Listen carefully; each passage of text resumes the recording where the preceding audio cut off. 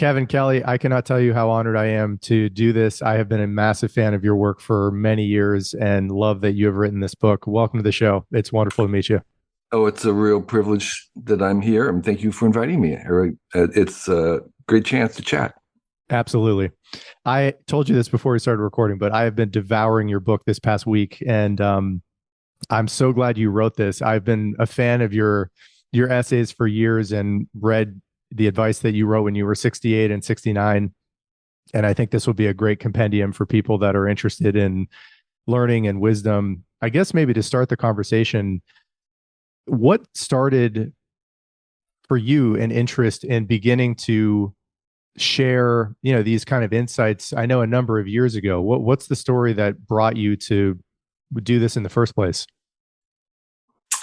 Um, it was sort of inadvertent. I have never really been much of a preacher, even with my kids, in terms of hmm, giving advice. I've been much more along the line that kids learn more from what you do rather than what you say.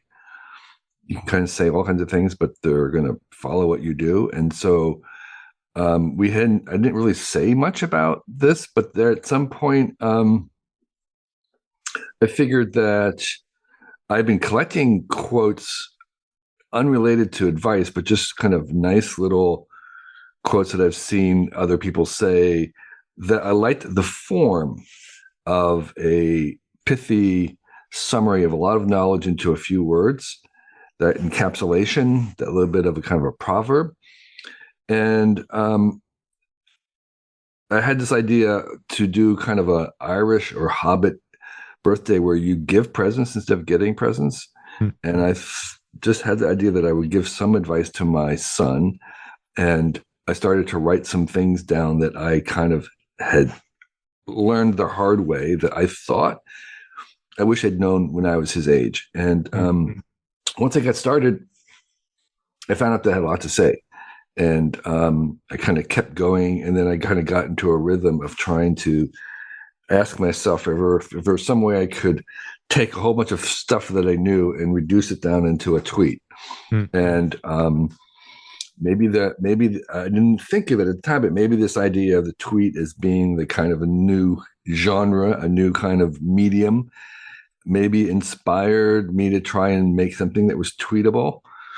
And so once I got started, though, I found that I had more to say, and I kept doing it for over some years and years, and it gradually accumulated enough that I felt that it would be really handy to have it in kind of a form to hand to another person, particularly a young person. Yeah. And I know that, the initial, more abbreviated version of this came out. I think the first essay was when you turned 68. And That's that right. seems to have circulated around the internet. I Yeah. come across other writers and thinkers who convey wisdom and they're quoting you from that essay. Did Right. you expect that would turn into something like this, or was that No, no, totally no. accidental? It was not a deliberate strategy at all. It was literally just like a little gift I thought I'd share. And to my surprise, it traveled very well, and it could end up being, my most popular thing, despite all the other work I've done. It would be ironic if this is what really lasted. Yeah. I have written down, and there's no way we can get through 450. whatever the total is. It's hundreds, and I think the book is something like 250 pages in total. Um, but in going through the book nearly 3 times over the last 6 or 7 days, kind of went through and found, my top favorite personal 15 or so. And I thought what might be helpful, given that there was no way we were going to be able to get through all of them, would be for me to kind of maybe read out those 15 and maybe focus on 5 or so. And I'd Sure. love to give you an opportunity to maybe just expand, if there's anything to Yeah. expand on about those pieces of advice. And I thought maybe it would be helpful to start with the 10 that I just loved, that we don't necessarily have to go over with any additional information, and then Mhm. circle back to the 5 that I'd love to get your Sure. thoughts on. And I've had your quotes on my website for years, and I'm sure I will be putting these up on there as well as just sort of touchstones, as you said, like aphorism tweets that can be helpful just to Right. compress knowledge. So here are some from the book, and then I'll circle back to five or so that might be helpful for us to have more of a conversation on. And this is an older one that I think is from your earlier essays that I remember David Brooks quoted in an Yeah. essay that he had for the New York Times, and this is it. Before you are old, attend as many funerals as you can bear and listen. Nobody talks about the departed's achievements. The only thing people will remember is what kind of person you were while you were achieving. Hmm. Here's another one. If you are not, I love this one. If you are not embarrassed by your past self, you probably have not grown up yet. I so identify with that. I'm in my late 30s now, and I looked back to some of the stuff I believed and how I acted in Yeah. my Yeah. 20s, and I identify with this. And you alluded to this one already in this conversation, which is, quote, the greatest teacher is doing. Hmm. Here's another one. When someone is, I've thought about this one so many times since I read this. When someone is nasty, hateful, or mean toward you, assume they have a disease. That makes it easier to have empathy towards them, which can soften the conflict. Here's another one. Whenever you have a choice between being right or being kind, be kind. No exceptions. Don't confuse kindness with weakness. Hmm. Another one. The only productive way to answer, what should I do now, is to first tackle the question, who should I become? And two last more before I want to get back to the five I want to talk to you more about in detail. This is one. Your growth as a mature being is measured by the number of uncomfortable conversations you are willing to have. Hmm. The final one. The natural state, I love this one because I think I have lived this without really having seen this quote before from you.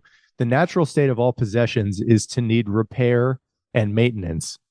What you own will eventually own you. Hmm. Choose selectively. And here are the five I would love to get some Sure. more feedback on you, just to get any additional thoughts you may have. And this one I love, and I think this gets back to so much of the advice that kind of gets compressed into this one individual pithy statement. You are what you do, not what you say, not what you believe, not how you vote, but what you spend your time on. Hmm. Yeah. Anything else you'd like to add to that one? Because I think that's such a quick but really deep point about human life and human nature. Yeah. I mean, as you said, it kind of does in some ways resonate with what I said earlier about kids learning more from what you do, what you spend your time on, than Yeah. what you say you are doing. And it's not unrelated to the famous adage of be the change you want to see in the world. There is again this idea of acting out the the virtues rather than just announcing them or saying them or believing them. And so it's much harder to affect change that way. But really, in the end, I think that's how change is affected. That Mhm. um, we can say things. You can try to convince someone with words. You can, as I have, a book of advice, remind people. But in a certain sense, I will have more impact from when I act out these bits of advice than just saying them. Yeah. And that ability to act out and interact with people in our real world is the gift that we have of our lives. And why we're here now in bodies is because we have far more leverage to actually impact people through our actions. And that's the difference between, so, here in some celestial life where there's just intangible beings and words and stuff, there's just not as much impact. And so part of the beauty of us in these kind of broken containers is that actually we still have more impact than just words. Yeah. For that specific insight, do you feel like you had to learn that the hard way? Is this something that you've Yeah. kind of always embodied? What do you remember, if anything, about how that kind of became an embedded principle in your own life? Um, I think mostly through observation of others and seeing when people were being effective in their stuff. It doesn't mean you can't say things or do things, but it means that when you do say something, your actions have to be aligned with it in order for it to really have effect. Yeah. And so I guess there was seeing the times when there was a discontinuity or disjunction between someone's behavior and what they were saying and how that kind of maybe undermined what they were trying to do. And so I think also maybe my parents were much more of non-preaching, non-advising type of people. And I learned a lot from observing them and how they went about, which was to be and do rather than say Hmm. and declare. Um, so I don't know if I don't know if this particular one was something that I struggled with. I think it was something that I saw modeled and then saw how it wasn't working for other people. Yeah. Yeah. Fair enough. I want to move on to another one. And this one, it's funny because I read this one and it very much is in line with one of my all-time favorite quotes from Lincoln. And this is about character. And Hmm. this is one of the longer ones. And I would love to get your thoughts Yeah. on this in more detail. And this is the quote: "The real test of your character is not how you deal with adversity, although that will teach you much. The real test is how you deal with power.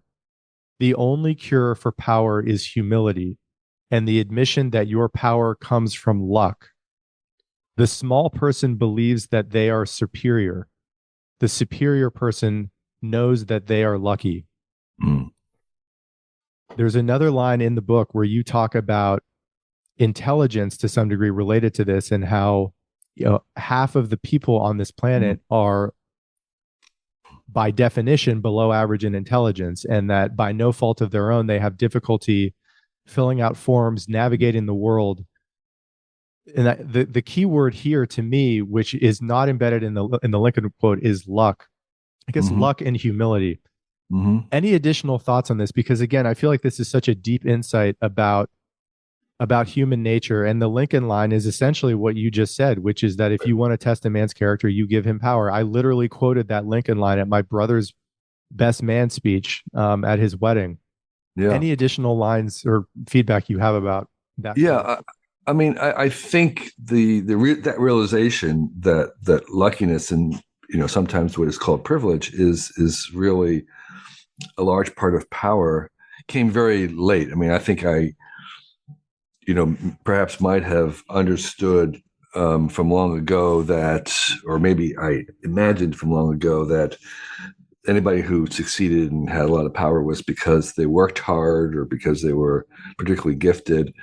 But the more I got to hang out with people who, in some ways, were at that stage, I realized that, in fact, they were primarily lucky. And then in my own life, I could look back and see, yeah, I did work hard, but there were lots of people who worked as hard or harder than me who were not as successful. And it really came down to the fact that where I am today is a lot of luck.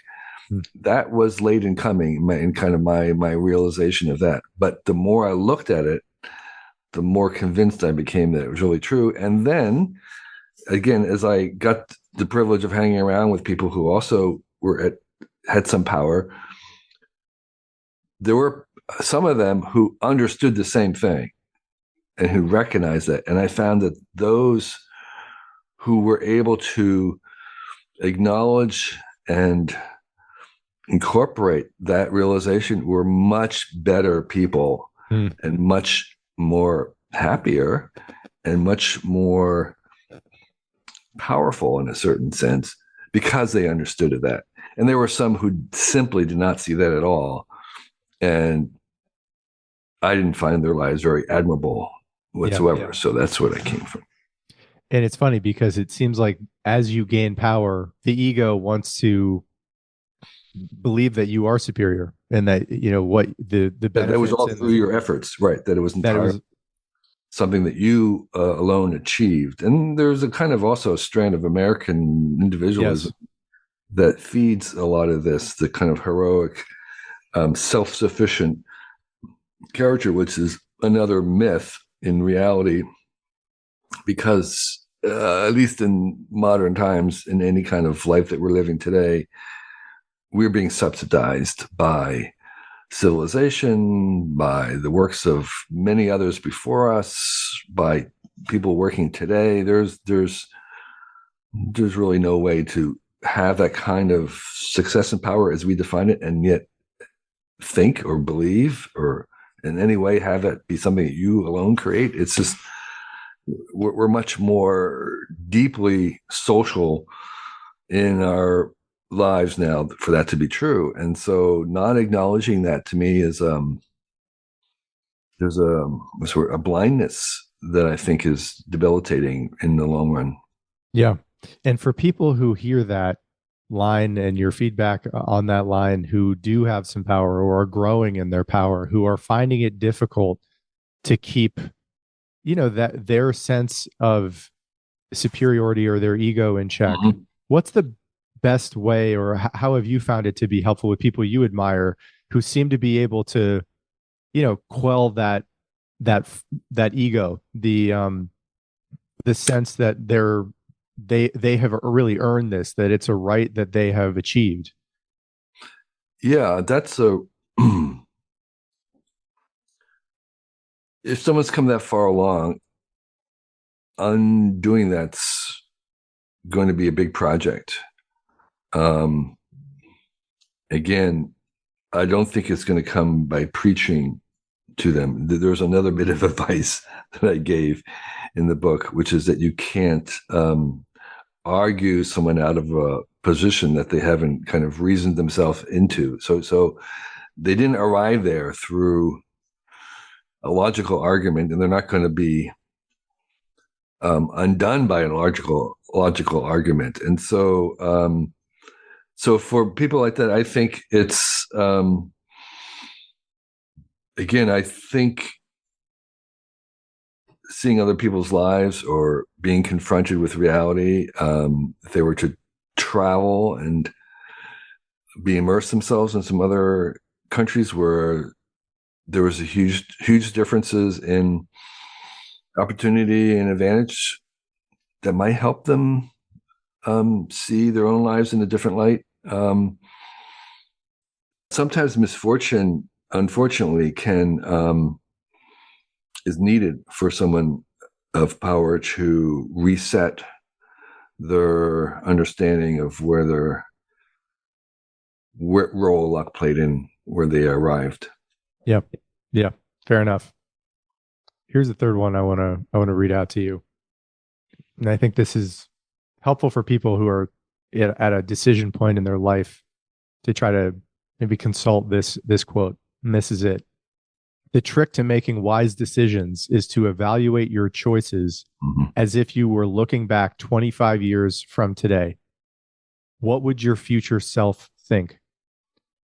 I don't know if you have, kind of consulted that idea at points in your life, but this was definitely one that I also wanted to get your thoughts on in terms of, wisdom, which is a lot of what the book really, I think, is about, Sure. is trying to convey some wisdom to help people in their life. But any feedback or additional, context or commentary you might have on that one, I'd love to hear. So this is a trick that a lot of I don't know what they call them, psychologists talk about, and it's called self-distancing. And there's multiple ways to do it. And the whole idea is that you want to kind of remove yourself, distance yourself, and look at yourself from the outside a little bit to help you see reality, to again work on this issue of your ego. And one of the ways to self-distance is to to see yourself in from the future point of view and looking back. Another one is to ask, what would so and so do in my position right now? Or another one is, I'm advising someone else. I'm going to advise someone who's in my position of what to do. And again, you're kind of taking yourself out of your current head and you're trying to get in a different head outside. And that distancing is very, very powerful. And one of those distancings that I think is the most useful is this future self distancing, where you're looking back for several reasons. One is because I think it does encourage long-term thinking and generational thinking. You're able to kind of get a different scale, in addition to the fact that it's also self-distancing and outside of your current head. And I use that trying to imagine, looking back, that kind of reverse thinking of what would I think? What would I say, from someone 20 years from now, for me right now, what, you should do X. And that is, I think, a very handy trick to help you think laterally, think differently, and importantly, diffuse the urgency, which is another thing I try to talk about, overcoming urgency, and take a more relaxed, longer view. Yeah. Yeah. Fair enough. Here's the fourth one I wanted to read out. And this, again, like a lot of my favorite quotes that you have in here, it harkens back to other, lines that are kind of rhyme with this or are close cousins of this or have some themes that I've heard before. And this is it. 3 things you need: the ability to not give up something till it works, the ability to give up something that does not work, and the trust in other people to help you distinguish between the two. Yeah. This reminds me, go ahead. No. Yeah. So I just saw a little tweet the other day of someone saying, it's okay to be discouraged, but it's not okay to quit. And someone else replied, no, it's okay to quit. It's just not okay to be discouraged. And my view is, no, yeah, sometimes you want to be, sometimes you want to quit and sometimes it's okay to be discouraged, but you want help in discerning when that is. And the point of this is that we need other people. We need people in our lives. We need friends. We need family. We need customers. We need clients. We need people around us to help us live our lives to their best. It's not a solo project. It's not something that we do on our own. It's our responsibility, but it's not our task alone. We need those around us to help guide us. And another piece of wisdom I say, we need them because they're going to see where we're headed more. They see better than we see often where we're headed. And so the point of this is that we really do. Then that's why we're in this kind of arrangement of a world with lots of people around us, is because they are an instrumental part of our movie. They're not just extras. The people in our lives, they are essential to our becoming our best. And that was the point of this one was, sometimes you need to stick with it and never give up. And sometimes you have to give up and move on. And you need other people to help you see that. Yeah. And calibrate you. And that to me, I mean, arguably that is, I think, one of the most important points in your book. And it's that key difference of the ability to not give up till something works, and the ability to give up on something that does not work. And right. I think for anybody who is ambitious and taking on daunting challenges, whether, attempting to have a long-term relationship or to start a business or to try some pursuit that the odds are not necessarily in their favor from the outcome, it can be very difficult to know the difference between you being insane and you Yes. being audacious. And this is a Right. theme that I think comes up consistently in your book Yeah. is the wisdom to know the difference between the two. I would just be curious for yourself if you have any, either personal stories of decision points like that, or additional advice you might have for people who are the strivers, are really, they want to live a big and meaningful life, Mhm. and that's going to mean, it's another line that I didn't include in my quotes that I read out, which is something like, if you're not falling on your face every once in a Yeah. while, you're essentially just coasting. Right. And you know I'd love to just give you a chance to add anything else to that, of like ways in which you can know, maybe it's taking your own perspective and then having this kind of tribe around you of trusted long-term friends and family to help be your kind of individual board of directors to help you at major decision points, whether to give up on a project or endure. Anything else you have to, add to something like that to, increase the wisdom there to be able Yeah. to tell Yeah. the difference between the two?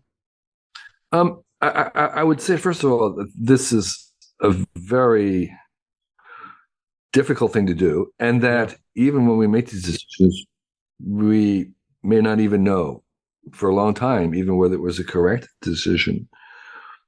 I'm reminded of movie making, and it's really weird because everybody in the movie business will tell you the same thing: is that you can have a fantastic script and it can have fantastic actors and you can have fantastic everybody, and still the movie doesn't work,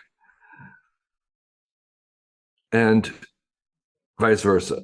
And so it's like um, it's very hard to tell when something's not working or working and what it might need to actually work. And in the end, we may not actually know. We may not know if we'd given up on that thing, whether it could have kept going, or that we may not know that we should have given up. And so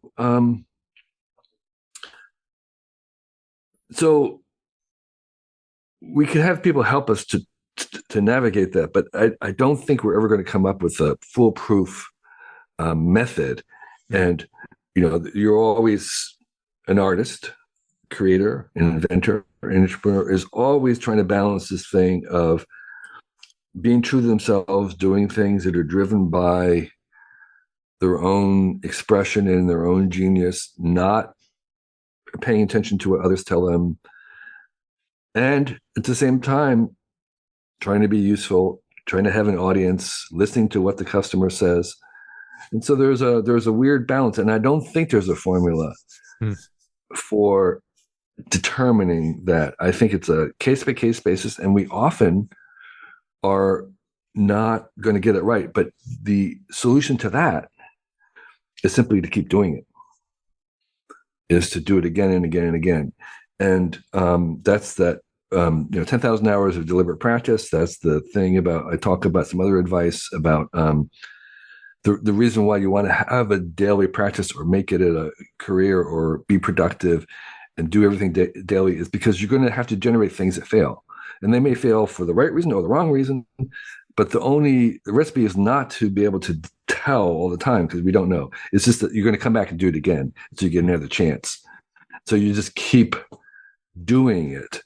And that is really the only solution. It's not necessarily going to be able to have some formula that can help you tell. Is no, you're going to do it again. Yeah. And that is another theme that comes up in your book that we haven't really touched on, which is the power of, we talked about long-term thinking, but the power of daily habits. And you just said Right. 10,000 hours. And I've heard Naval Ravikant say that, it's often 10,000 hours. It's also 10,000 iterations, which is Yeah. something that you kind of touch on indirectly, of making small incremental change over a long time. And I think for people who are creative and have a burning desire that they just can't kind of take that out of their personality to create, I think your point, Mm-hmm. if I'm reading you and hearing you correctly, is to um, honor that and be willing to put out a lot of content. And this is another theme you talked about in your book, is that you know not having really a master plan, you often, there's something very Nassim Taleb about this. It's very difficult to know what will work in the world. And Yeah. putting out a lot of daily content or consistent content just increases the likelihood, I think, over time that you're going to be able to come up with something that may actually work that you probably had no idea could have worked before Right. you tried. Um, Right. I also talk about prototyping your life instead of having grand plans. And prototyping is something, again, that took me a long time to kind of realize. And now is something my standard procedure, which is I try to prototype as much as I can, whatever I'm working on, whether it be a book or some art I'm making or model making, or even like remodeling. I will, like when we were remodeling the kitchen, I would make a cardboard model in 3 dimensions at full scale of like, here's where the things are going to be. So we can see that. That's a prototype. When I'm making a book, I actually will make by hand a prototype copy with a Xerox and the real size and see how that feels. And making things in the workshop, I will try and prototype with cardboard or plywood or something first and iterate those steps forward. And so you can do that with your life of like taking a class for a week to see how that was. So you can just commit to a 1 week. I'm going to try it and see what it is. I'm going to prototype that and then go up from there. And I think that kind of notion of creeping our way or accumulating a way of kind of crawling there in little experiments is sort of this I don't know, it's almost a scientific way in some senses. It's just kind of if you're able to do that, it's really, really great. And I want to go back to too with this idea of repeating in 10,000 hours is we talk about creative people, but I think it's true for things things like, you might be a craftsman, like a cabinet maker, whatever, and you're just going to keep making cabinets, and each time you make the cabinets is another opportunity for you to get a little tiny better and do it a little bit better. Whether you're X-ray a doctor doing radiology, you can kind of keep improving that diagnosis a little bit better. So we may not say that's a kind of a creative thing, but it is a kind of a creativity. But the point is that we can, no matter what we're doing, the iteration aspect of it allows us to grow, that there's growth potential, improvement. And one of the things I would say is that, I think I said it in the book, there's no limit to better. yeah. There's always some way to make something a little better. There is absolutely, it isn't infinite in its dimension. We can always figure some way to make something a little bit better. And this reminds me of another line from the book that I didn't write down and haven't mentioned, which has really stuck with me as somebody who can be a real creature of habit, is the exploit versus explore mentality Yes. in general in life. And the general ratio that I think you present in the book is that Right. you want to spend 2/3 of your time exploiting your favorite whatever meals, exercise routines, habits in life, and 1/3 of your time Music. exploring. Yeah. Right. And that was actually based on some studies, some sociological work. I think they were looking at hiring practices, like at what point do you kind of decide you've seen enough people to make a choice? And there were some other things too, then they all converge on basically the same ratio of like a singer. The fans want to see your old work. They want to hear the old songs, and you want to present the new ones. Well, 1/3 old, 2/3 new. That seems to work. And so, so there's lots of ways in which that kind of ratio is expressed, where you are trying to maximize and optimize the good stuff. Why not get the things that you love, that you know are excellent, and keep doing it, versus taking a chance with something new that could go wrong, that could be terrible and maybe unsatisfying. And so that ratio of like for us, when we go out to dinner to a restaurant that we've been to, we say we order 2 dishes that we love and know, and 1 new dish, and that's how you keep going. Yeah. And I think it can be just very helpful to someone like myself, who is, again, like such a habitual person, to remember that in, some of those 1/3 moments where you're trying a new dish or whatever, a lot of times it's not going to be something that you enjoy, and that's just part of I think the growth oriented, mentality towards life in general. That's how you learn. Yep.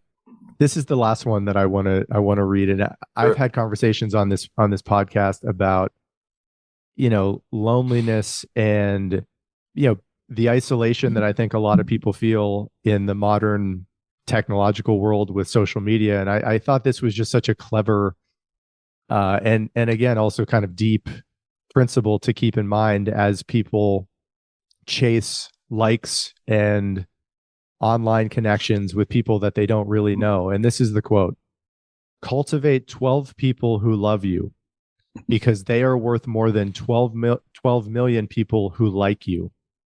I was curious if this idea came to you, in the data I'm sure you're familiar with of, young American girls between, I think, the age of 12 and 17, something like 25% of them have been diagnosed with major depression.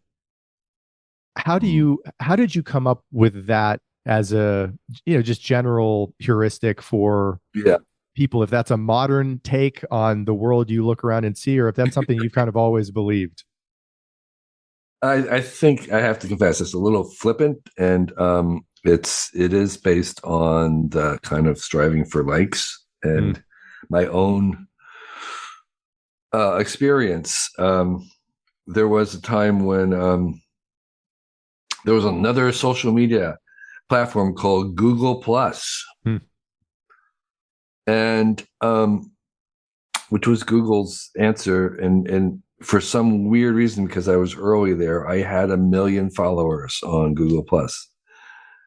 And in thinking about it, it was like, what do I get out of that? It was like, there's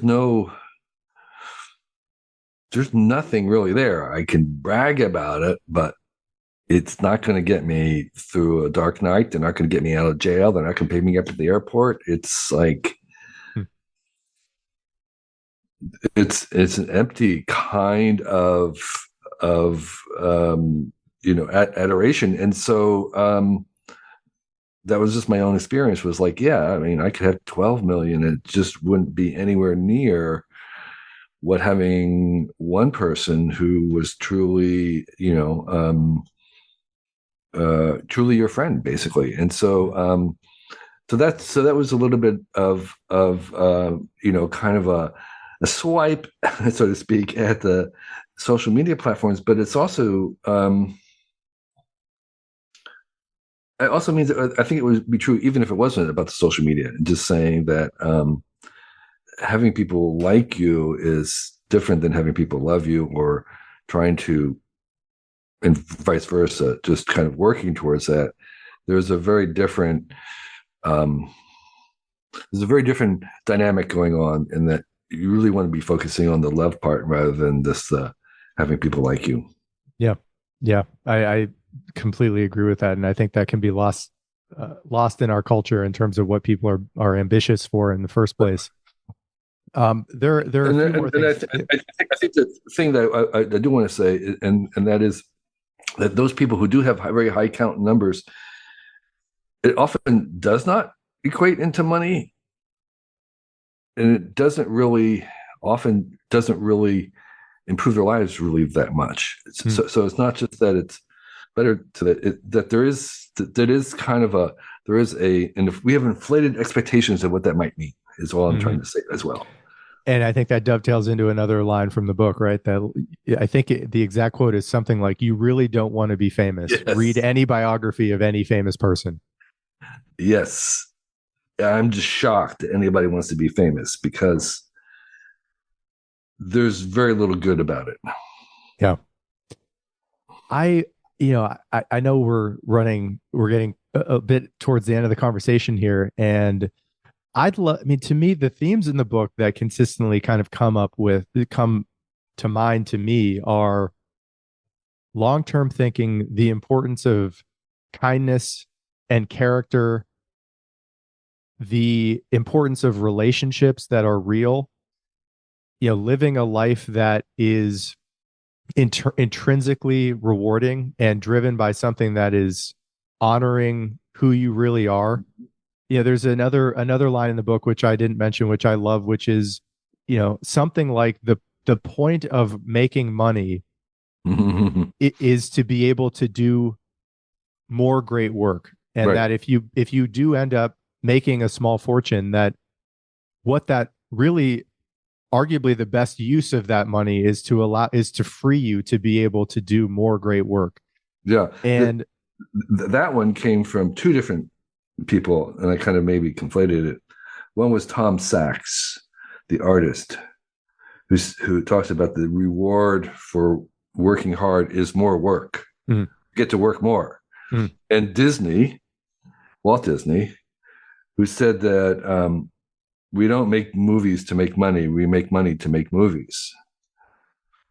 And I'm combining those kinds of things together, which is that you want to work to make money so that you can keep working. mm. It's not that you want to make money so you don't have to work. It's the other way around. Yeah. So the reward for working should be that we get to continue to work. Yeah. And I'd be remiss if I didn't ask you, because I think probably at this point in your life, you do have a level of autonomy that most people kind of dream of, creators would love to have. And to you, what does a perfect day look like to you? What kind of habits and what lifestyle do you enjoy at this point in your life on a day-to-day, basis? So I would say, yeah, I have the perfect job. I've got a life that's been engineered for me. And so I can answer that saying, but well, what am I doing? Well, what I decided to do was to, do 100 different podcasts and talk to people like yourself about these kinds of things. And that's my answer. My answer is that nothing gives me joy as right now as much as talking about these kinds of bits of advice or other things. It could be AI and whatnot, but I really enjoyed this diversity of people that I meet. Hmm. Getting to hear their intelligence, sometimes what they're working on, their questions. And that to me is an incredible privilege to be able to do that, to be able to do a number of them, and not have to travel, of course. And so that's like, yeah. So right now, my ideal day is I'm working on another project. I am working on writing down a bunch of stuff for a video I'm going to make about this, and then I get to talk to you and get to talk to someone else, and then I may have I'm pointing over here because I'm building something that I worked in my workshop to build, and then I'll have a meeting this afternoon with some people about a video project that I'm working on. So it's a bunch of different things, and that's an ideal day for me, is to have different projects to work on. Some of them are short term, some are long term, and for me, that's an ideal day. Yeah. I'd love to read. There are two additional lines from the book that I haven't yet had a chance to read that were kind of throwaway lines that I loved. And then I'd love to maybe begin to wind the conversation down with a question following those two quotes. And this quote, which is very helpful for me to read, and it's about success. And the second quote is about wealth. And this is the quote about success. Most overnight successes, in fact, any significant success, take at least 5 years. Budget your life accordingly. And then the wealth quote is, measure your wealth not by the things you can buy, but by the things that no money can buy. Yeah. And Kevin, I can't tell you how honored I am to be able to do this and how much fun it would. Your book is my favorite kind of book. I think because even if there are only two or three nuggets in there that really resonate, they have the potential to really change lives, change the way you think about the way you're living. And I think that's the point of knowledge in general, in the best sense. And, I guess I would put it to you or ask you in general, given that the book is about advice and Mm-hmm. wisdom, what's the reason wisdom is not necessarily in fashion right now? Mm. That's not something that Great. famous Yeah. wise sages are not trumpeted in our culture as being of Mm-hmm. real importance. And I guess I would put it to you this way. What's the point of obtaining wisdom and living in a wise way? In your experience, what are the long-term benefits of actually, imbibing some of this material and wisdom in general for, a life? What's the point of Yep. wisdom in the first place? That's a really great question. I really love that. Um, I think, yeah, here's how you gave me an opportunity to kind of define wisdom. And I would say wisdom is the knowledge, the framework that will help you become the best part of you or the best version of you or the best you. Help you kind of, like I say in the book, get to the point where you arrive at the end of your life and you've said, I have become the most that I could be. Hmm. That's wisdom. And if you can use wisdom to arrive there, I think you have a very satisfying life. And most people I know who declare they have a satisfying life turn out to be incredibly helpful to the people around them, helping them arrive at their destinations as well. So that's part of the satisfied life, and part of wisdom is helping other people find their purpose in life. And that's if that was happening at large scale, that'd be great for everybody and great for future generations. And so I think wisdom is that framing to see that you are on a journey to discover your purpose in life, and it will probably take your entire life to find what it is. And as you do, you are becoming the best you could be, which is all anybody can ask Hmm. of others and yourself. And that state of arriving or becoming, it's a process of becoming the best you, is fantastic for us because you'll be sharing your genius, your unique talents. That's part of what it means. And how can we not enjoy that as everybody gets to? And I will say again, in parenthesis, that having clean water and healthcare and education and housing are all essential prerequisites for being able to have that kind of a life. That there are a lot of basic things that we need to do and make sure everybody on the planet gets to enable them to unleash that genius. So it's a big job. It's a high bar, but wisdom is that little framework that will allow you to help you understand your own journey in becoming the best person you could be. Yeah.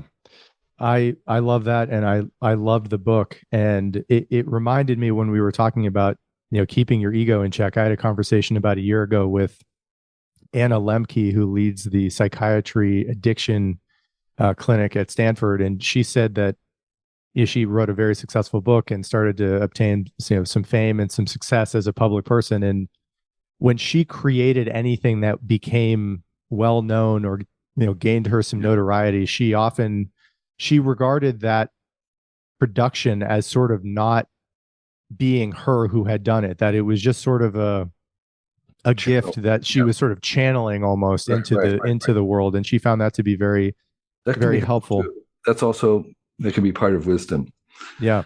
So, Dan, I really appreciate your questions. It was a fantastic conversation. I am again grateful for your enthusiasm for the book, um, and I appreciate having an opportunity to share it with you and your fans.